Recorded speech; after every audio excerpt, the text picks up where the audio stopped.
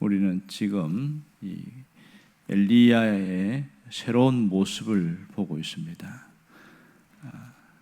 450명의 선자들과의 영적 대결 이후에 이 바알 선자들을 기손 시내에서 모두 죽인 다음에 그 다음에 아합 왕을 만납니다. 이 아합 왕을 만나는 게 굉장히 특이합니다.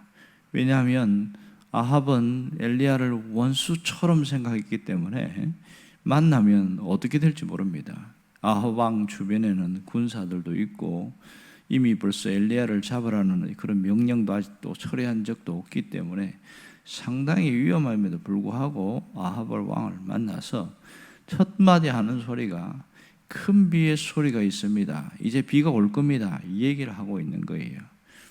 아합 왕이 그 말을 어떻게 받아들였을까? 그 말을 받아들이기 굉장히 어렵겠지요. 그 다음에 두 번째 뭐라고 그러냐면 이제는 먹고 마셔도 됩니다. 그렇게 이야기를 합니다. 갑자기 먹고 마시는 이야기를 할까? 그런 생각이 들지요. 그런데 더 놀라운 것은 이 아합 왕이 엘리야의 말을 대로 합니다. 오늘 42절에 보면 아합이 먹고 마시러 올라가니라 이렇게 이야기를 하고 있어요. 굉장히 독특한 부분입니다. 이 보면 결국은 아합과 엘리야 사이에 뭔가가 이 하나가 장막이 거두어졌다는 것을 볼 수 있어요. 이 엘리야의 말을 듣고 아합이 움직인다는 게 왕이 일개의 선지자의 얘기를 듣고 한다는 게 쉬운 일은 아니거든요. 그렇게 담대하고 당당했던 엘리야가 태도가 확 달라져요. 이제는 그가 다시 갈멜산으로 올라가기 시작합니다. 갈멜산의 거의 정상에까지 올라가서 거기서 그 하는 태도가 보면 우리가 신앙적인 시각에서 보면 상당히 은혜가 됩니다만은 일반적인 시각으로 보면 이 엘리야의 행동이 조금 이해가 안 돼요. 이렇게 당당하고 담대했으면 끝까지 그렇게 가야지. 상당히 지금 이 모습은 초라한 모습입니다. 자, 갈멜산 꼭대기에 올라가서 오늘 뭐 하고 있습니까? 가서 땅에 꿇어 엎드리고 그의 얼굴을 무릎 사이에 넣고 이렇게 나옵니다. 자, 이전에 당당하고 자신감 있고 담대한 모습은 온도간도 없이 아주 초라한 모습이지요. 아주 연약한 자의 모습처럼 보입니다. 이런 모습을 우리가 일반적인 사람들이 봤을 때 저렇게 대단한 선지자가 왜 저렇게 초라해졌을까 이런 생각을 하게 되어집니다. 우리는 성경을 여러 번 읽어서 잘 압니다만은 엘리야가 왜 그랬을까 이런 생각들을 하게 되죠.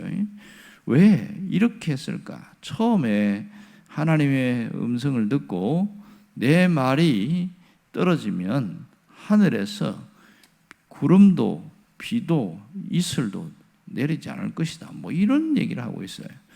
이 이슬과 비도 없을 것이다. 정말 그대로 됐거든요.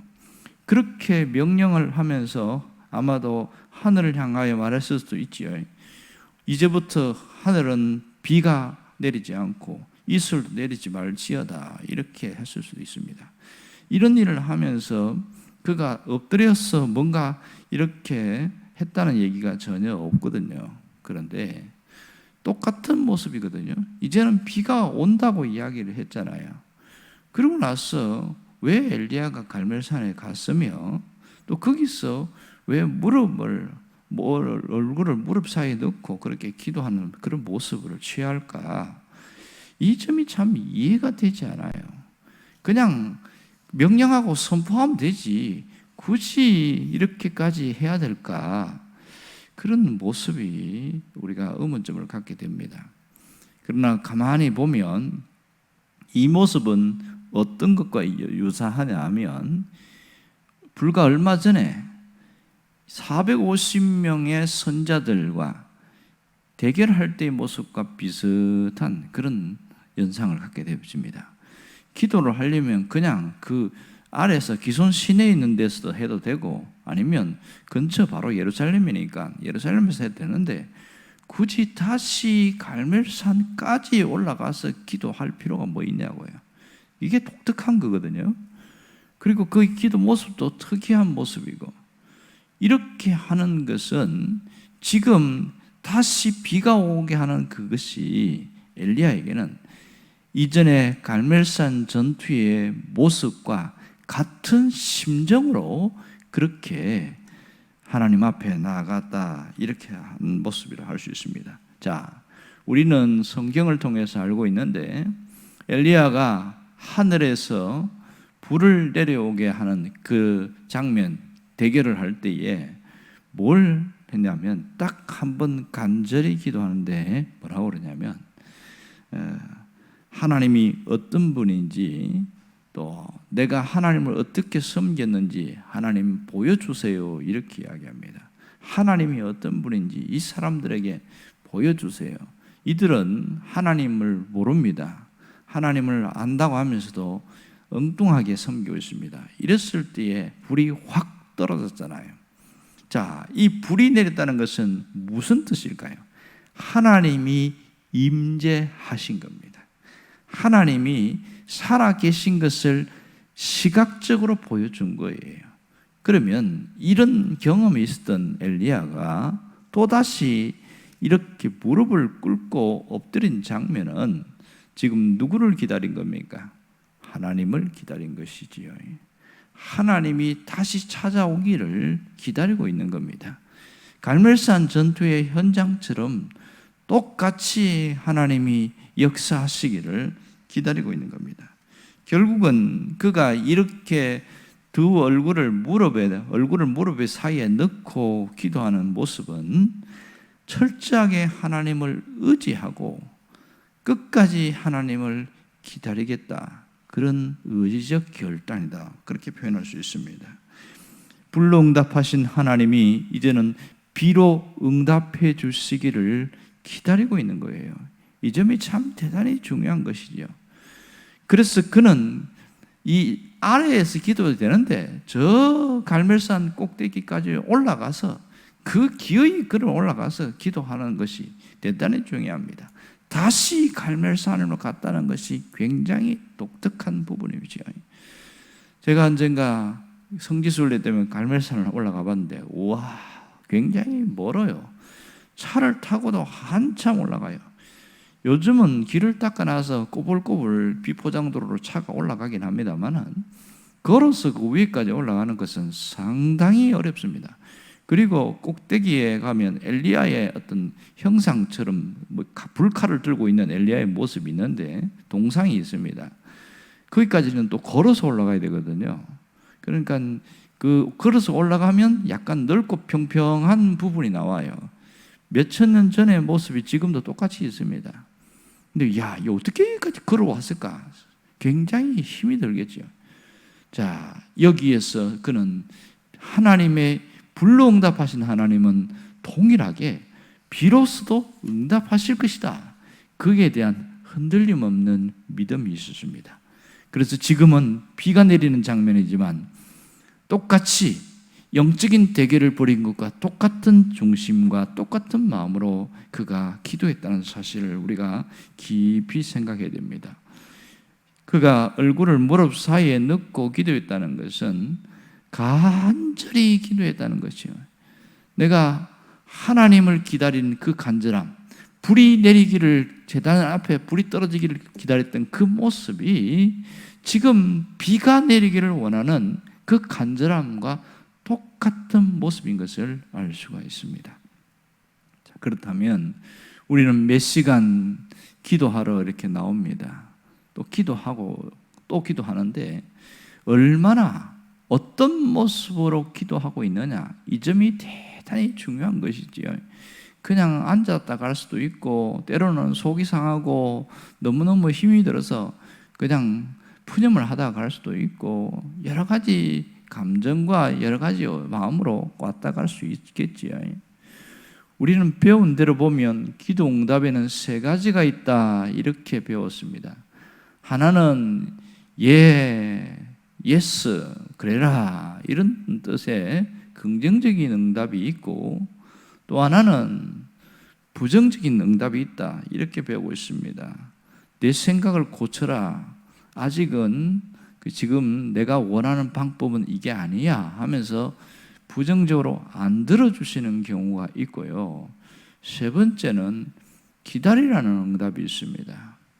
지금은 때가 아니니까 기다리고 지금은 시기가 아니니까 기다리라, 이렇게 응답한다는 것을 배웠습니다. 배움에도 불구하고 우리의 의식 속에는 하나님이 예라고 응답하신 것만 하나님의 응답으로 생각합니다. 신앙이 성숙한 사람은 안 된다고 한 것도 응답으로 믿고 기다리라는 것 자체도 응답으로 믿습니다. 그러나 신앙이 훈련이 되지 않은 사람은 기다리라고 하는 것은 못 견뎌요. 왜 기다리라고 합니까? 내게 나 기다릴 만큼 기다렸는데 언제까지 기다려야 됩니까? 뭐 이렇게 말하는 경우가 있지요. 자, 가장 힘든 게 기다림입니다. 상당히 힘들어요. 왜 하나님은 금방금방 응답 안 하고 기다릴까? 성경에 보면 수도 없는 많은 사람들 속에서 하나님이 왜 그런지가 잘 나옵니다. 어떤 경우는 나의 때가 적절하지가 않는 거예요. 그래서 하나님의 때를 만들어서 그때까지 이루기 위하여 기다리게 하는 경우가 많습니다. 열매가 맺힐 준비가 안 돼 있는 것이죠. 씨 뿌려놓고 한 달 만에 열매 맺히기 기다리는 것은 참 우리가 그것은 말도 안 된다. 씨 뿌리면 가을까지 기다리는 게 당연하다, 이렇게 생각하면서 하나님의 응답에서도 그렇게 생각하지 않는다는 게 문제거든요. 하나님은 정말 우리가 뭔가 잘못된 게 있으면 그것을 고치기를 원하고, 또 우리 속에 불순물이 많으면 그 불순물이 다 빠져나갈 때까지를 주님이 기다리실 때가 상당히 많습니다. 또 큰 하나님의 그 뜻 안에서 뭔가 큰 일을 이루기 위해서 하나님이 기다리게 할 때도 참 많습니다. 이 기다림에 대해서는 사실은 요셉이나 욥만큼 어려운 사람은 없었을 거예요. 요셉도 수도 없이 배신을 당하고 가장 지독한 고통스러운 기다림은 그를 감옥에서 꺼내주기로 했던 이 술 맡은 관원장을 기다리는 기다림이었을 겁니다. 우리는 성경을 보면서 그가 한 2년 동안 감옥에서 기다렸다 이렇게 나와 있지만, 하나님이 너 2년만 기다리면 돼 이렇게 사인을 주었을까요? 침묵하셨을까요? 두 번째입니다. 2년 동안 기다리는 그 가운데서 어떠한 하나님의 응답도 없었고 어떠한 하나님이 위로도 없었습니다. 그냥 신앙으로 버티고 이겨야 되는데, 처음부터 요셉이 잘 기다린 게 아니라는 걸 알아야 됩니다.